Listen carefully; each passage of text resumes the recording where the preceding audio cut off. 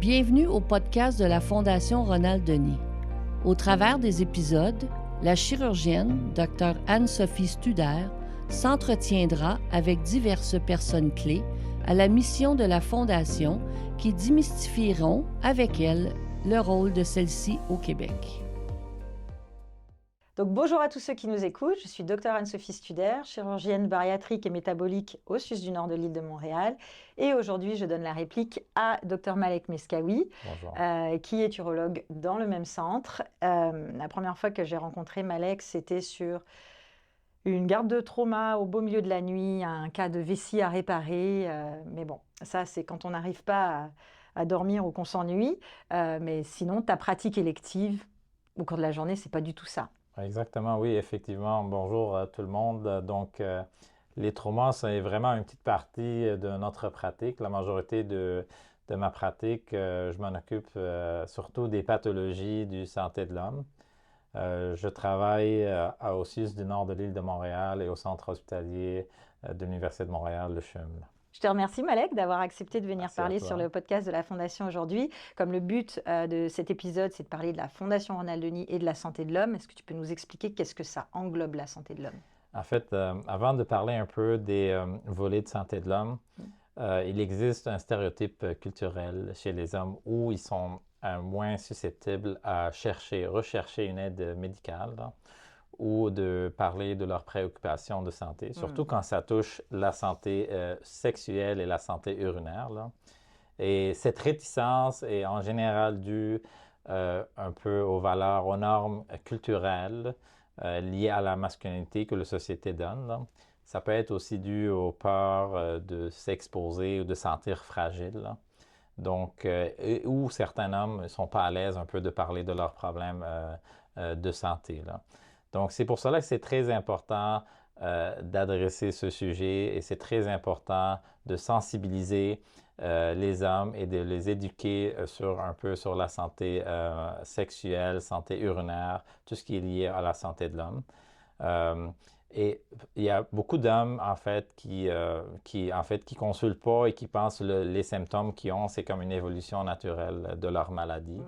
Mais la réalité, là, ils consultent vraiment très tard quand la maladie est rendue très avancée ou quand il n'y a pas grand-chose à faire, là.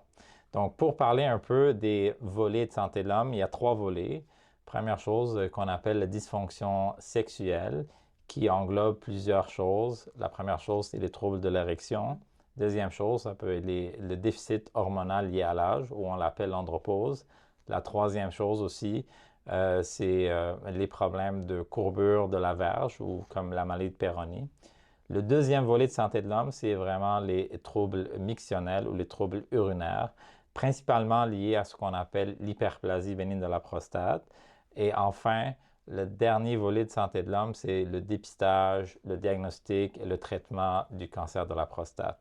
Et c'est important parce que ces 3 volets sont entreliés. Je donne un exemple. Si quelqu'un va avoir un traitement pour le cancer de la prostate, donc ce traitement peut affecter sa vie sexuelle comme il peut affecter aussi ses symptômes urinaires, là. Oui, bien sûr. Et puis plus ils attendent pour consulter, puis après au moment de consulter, ils sont face à des délais pour avoir accès à un spécialiste, pour avoir accès à une prise en charge. Exactement. Et quand ils consultent, c'est vraiment tard dans l'évolution de la maladie, là.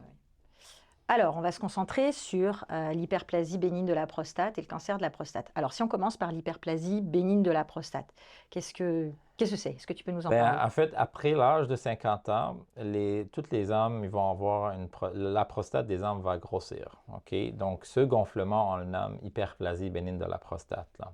50% des hommes qui ont l'hyperplasie bénigne de la prostate, ben, ils ont 0 symptômes. L'autre moitié peuvent avoir des symptômes urinaires qui peuvent nuire à leur vie de tous les jours et qui peuvent consulter pour un traitement médical ou une chirurgie. Et c'est quoi les symptômes en question? Qu'est-ce que c'est? En fait, quand la prostate grossit, elle exerce de la pression sur le trajet d'urine. Donc, c'est la vessie et sur l'urètre, là. Donc, imagine qu'un bouillot d'eau, là, et on est en train de le comprimer. Donc, le jet ou la pression commence par diminuer. Et à un moment donné, ça va couper, ça va arrêter complètement, ce qu'on appelle une rétention urinaire, là. Une rétention urinaire, c'est une condition où les patients doivent avoir une sonde urinaire et par la suite nécessiter une chirurgie pour en fait, se libérer de la sonde urinaire. Oui, et puis ça peut même avoir un retentissement sur les uretères, l'appareil rénal, Exactement, etc. exactement. Ouais, Ça peut donner aussi des problèmes aux reins. OK. Alors, est-ce que ça s'opère, ça? Ben oui, bien sûr, en fait. Il y a différentes techniques chirurgicales Mhm. pour l'hyperplasie bénigne de la prostate. Euh, Toutes les chirurgies de l'hyperplasie bénigne de la prostate consistent à passer par les voies naturelles, par l'urètre, donc c'est une chirurgie sans incision, et par la suite réduire la taille de la prostate et soulager l'obstruction ou soulager un peu ce qui bloque le trajet d'urine. Donc, actuellement, comme on a mentionné, il y a plusieurs techniques. Au Québec, dans la majorité du centre, on a toujours une seule technique. La seule technique qui existe, c'est la technique conventionnelle, là. Donc, malheureusement, dans le secteur public québécois, on ne peut pas offrir des techniques qui ont des fois on va dire, qui ont la capacité ou le potentiel de préserver l'éjaculation ou ils ont une bonne durabilité, là. Donc, Et c'est c'est quoi ça. ces techniques en question, Ben, notamment? en fait, il y a comme j'ai mentionné, il y a vraiment plusieurs techniques. Il y a les techniques comme l'énucléation par laser. OK. C'est une des techniques qui donne une durabilité très longue. Il y a d'autres techniques qui préservent l'éjaculation. Ça existe dans le milieu privé, mais ça n'existe pas dans le milieu public, malheureusement, comme l'injection de vapeur ou l'ablation avec un jet d'eau, là. OK, OK.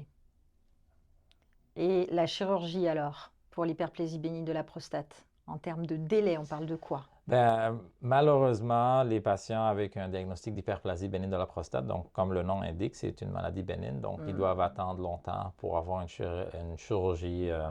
dans notre province. Donc, en général, les délais sont 6 mois et plus, là. Ça peut aller jusqu'à des années chez certaines personnes. Euh, ben, imaginez-vous là qu'il y a un patient qui a une sonde urinaire Ouais, c'est ça, et il va rester avec sa sonde exact, urinaire en attendant qui est sa salle obligé de d'op. garder sa sonde 6 mois et Hmm. ça, c'est excluant les délais de consultation, l'attente pour voir un urologue. Donc, c'est vraiment une situation très difficile Ouais, pour ouais. les hommes, là. C'est clair, c'est pas super pour la qualité de vie. Alors, comment peut s'inscrire la fondation là, pour aider à tout ça là? Ben, en fait, la Fondation a investi en fait, dans le financement d'un laser chirurgical. Donc, le laser, c'est vraiment l'instrument, comme on dit, le bistouri du futur, là. Oui. Donc, ça permet à la chirurgie d'HPP d'être une chirurgie d'un jour. Donc, ça se fait dans un C'est contexte de ce que j'allais te chirurgie. demander. Exactement. Ouais. Donc, ça se fait dans un contexte de chirurgie d'un jour. Donc, cette contribution comme instrument va nous aider à avoir un accès supplémentaire pour être capable de traiter plus de patients Ouais, et d'être capable aussi de diminuer les listes d'attente pour la chirurgie de l'hyperplasie bénigne de la ouais, prostate. c'est ça. Parce que comme on l'avait déjà expliqué dans les premiers épisodes, la fondation permet d'ouvrir des créneaux opératoires dans les cliniques de chirurgie d'un jour. Exactement. Donc, ça permettrait à ces patients-là d'accéder à cette technique-là. Exactement. Question d'après, ben, on va passer au chapitre cancer de la prostate. Parfait. Gros chapitre? Oui, oui, ben Alors, oui, qu'est-ce que tu peux sûrement. nous dire sur le sujet? En fait, le cancer de la prostate, c'est le cancer le plus fréquent chez les hommes. Hmm. Un homme sur 7 au Québec va avoir un jour un diagnostic de cancer de la prostate. 95% des hommes avec cancer de la prostate sont asymptomatiques. Ouais. C'est pour cela qu'il y a un programme de Il faut dépister dépistage ça. existe. Le programme de dépistage consiste à faire une prise de sang qu'on appelle l'antigène prostatique ou en anglais le PSA et de faire l'examen manuel, le toucher rectal, comme OK. on le nomme, là. C'est pour être dépisté, de trouver les cancers en stade précoce pour éviter que la maladie évolue, qu'on le traite à un stade Est-ce précoce. qu'il y a un âge limite pour faire ce En dépistage-là? fait, les sociétés urologiques recommandent de commencer à dépister à partir de l'âge de 50 ans chez les hommes en bonne santé. Chez certains qui ont une prédisposition pour avoir un cancer de la prostate, comme une histoire familiale, leur père, leur frère, leur oncle qui ont eu le Ils sont cancer plus de à la risque. prostate, exactement, ou certains origines ethniques, on recommande de faire un dépistage à un âge plus jeune, en général entre 40 et 45 ans, là. OK. Et si jamais il y a un cancer de la prostate avéré, comment ça se soigne ça? Ben, en fait, Le cancer de la prostate, c'est pas chaque cancer nécessite une chirurgie ou un traitement. Il y a plein des patients, et la plupart, en fait, la majorité, qui ont un cancer de la prostate, on peut juste les surveiller d'une façon active, c'est-à-dire avec des prises de sang, avec certains tests diagnostiques. Les patients qu'on traite, c'est les patients qu'on sait que leur cancer a un potentiel de devenir une maladie généralisée, métastatique, ou de nuire à leur vie dans le futur. Donc, c'est dans ce cas-là qu'on les traite. Parmi les traitements, il y a la chirurgie, donc qui consiste à enlever toute la prostate, la totalité de la prostate, et par la suite connecter la vessie à l'urètre pour rétablir le trajet urinaire, là. Et on peut vivre sans prostate. Exactement. Donc, on peut vivre sans prostate sans aucun problème. OK. Donc, si je parle un peu plus de la chirurgie, il y a différentes approches. Ce qui est rendu le nouveau standard, c'est faire une chirurgie robotisée. Ça nous permet d'avoir des meilleurs résultats en termes de fonction urinaire et sexuelle après ce type de chirurgie, surtout à court terme, là. Et donc, c'est sûrement que la chirurgie robotisée, c'est le futur pour le traitement chirurgical du cancer de la prostate. Oui, puis la beauté de la chose, c'est que justement, comme les cas de la Fondation peuvent se faire à la clinique médicale de santé qui est affiliée au SUS, cette clinique-là, elle dispose d'un robot chirurgical. Exactement. Donc, en fait, le robot chirurgical, vu qu'on fait ça à travers des petites incisions, donc les patients, ils ont moins mal après la chirurgie et on n'a pas besoin de les garder à l'hôpital. Donc, dans certains cas, oui, on est obligé de les hospitaliser, mais dans la majorité ou la moitié des cas, les patients peuvent quitter le jour même C'est ça, c'est compatible avec exactement, avec un une mode bonne ambulatoire. éducation. Et donc, ça marche très bien comme une chirurgie ambulatoire, là. Alors, même question que tantôt, les délais dans le Ben, public, exact. présentement, si on a un cancer de la prostate. Ben, en fait, les délais pour un cancer de la prostate sont relativement un peu plus longs que n'importe quel type de cancer. Comme j'ai mentionné, c'est un cancer très fréquent, donc il y a vraiment beaucoup de demandes pour avoir une chirurgie. Malheureusement, dans les pays développés, la quasi-totalité des chirurgies prostatiques se fait par voie robot. Au Québec, plus que la moitié se fait par voie ouverte parce que notre système de santé n'est pas capable d'absorber le volume. Et on a des robots vraiment dans pas beaucoup de centres au Québec, donc c'est vraiment concentré juste dans les centres universitaires. Donc c'est pour cela que si quelqu'un demande une chirurgie robotique pour un cancer de la prostate, malheureusement, il doit vraiment attendre plus longtemps que les délais prévus, là. Oui, bien sûr. Alors, tout à l'heure, on mentionnait que pour l'hyperplasie bénigne de la prostate, la Fondation avait permis de participer au financement pour s'équiper du laser. Maintenant, pour les traitements de chirurgie de la prostate, comment la Fondation pourrait s'ancrer là-dedans?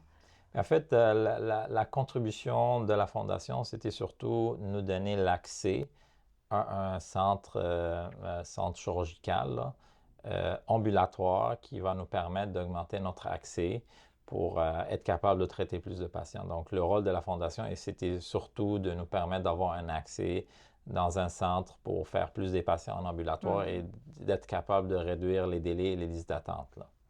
Et puis, c'est ça. Et puis, comme tu le mentionnais tantôt, tous les cas potentiellement qui vont pouvoir être opérés de la prostate peuvent être exposés à des séquelles de dysfonction urinaire. Donc, ils vont retourner sur des listes d'attente. Exactement. Donc, c'est comme j'ai mentionné que les trois volets de santé de l'homme sont vraiment entreliés. Ouais. Donc, comme j'ai dit, les patients avec un traitement pour le cancer de la prostate, ils peuvent avoir des problèmes de dysfonction sexuelle et ils vont tomber toujours dans le même problème, des délais et des délais pour fixer leur problème, malheureusement, là. Eh bien, Malek, merci infiniment pour cet échange. Merci. Super intéressant. J'espère que dans un avenir proche, donc, la Fondation pourra faire plus pour les patients dont tu t'occupes. On profite également de cet instant pour dire merci à nos supporters du conseil d'administration de la Fondation qui nous ont permis de faire ce podcast. Merci. Également à l'équipe de Sébastien Pépin de la boîte Virus Média, puisque ils doivent nous supporter là pour les enregistrements. On n'est pas nés pour faire ça, hein. Ouais. Et bien sûr, on remercie les donateurs, les patients et tous ceux qui nous écoutent. On a de la chance d'évoluer à leur côté et on a hâte de vous faire découvrir encore plus dans des prochains épisodes. Merci Malek, à bientôt. Merci. Vous voulez faire un don? Vous allez sur fondationronalddenis.com. En haut à droite, vous cliquez sur « Faire un don ».